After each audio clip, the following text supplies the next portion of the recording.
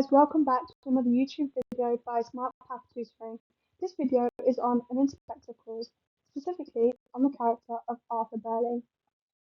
Arthur Birling, the deep dive, the core function in the play. Birling serves as the antithesis to the inspector. He is the personification of individualism. His role is to display the hubris, also known as the deadly pride, of the 1912 ruling class. By making him look foolish through dramatic irony, Priestley makes the capitalist ideology he stands for look equally foolish. One of the quotes is, "a hard-headed, practical man of business." The analysis of this quote is that Birling repeats this phrase several times throughout the text, showing his pride and his lack of sentimentality. The adjective hard-headed implies a lack of empathy. He views his coldness as a professional strength. A grade 9 link would be that he views himself as a self-made man, also known as a nouveau riche, which explains his obsession with his knighthood. He is terrified of losing the status he has fought to build. Another quote is, "unsinkable, absolutely unsinkable." The analysis is referring to the Titanic. This is the peak of dramatic irony. A grade 9 link is that the Titanic is a metaphor for Birling himself and the class system. To the 1945 audience, this isn't just a wrong prediction, it's proof that Birling's entire logic is flawed.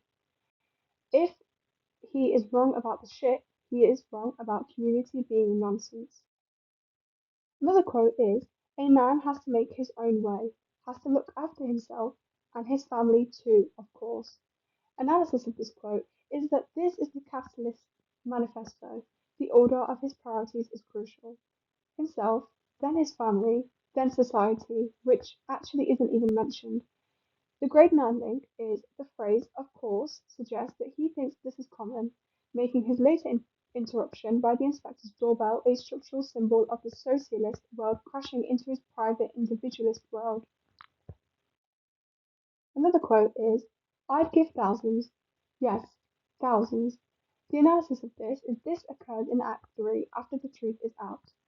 The grade 9 link is that Birling only offers money when it is too late to save either, but just in time to try and save his reputation.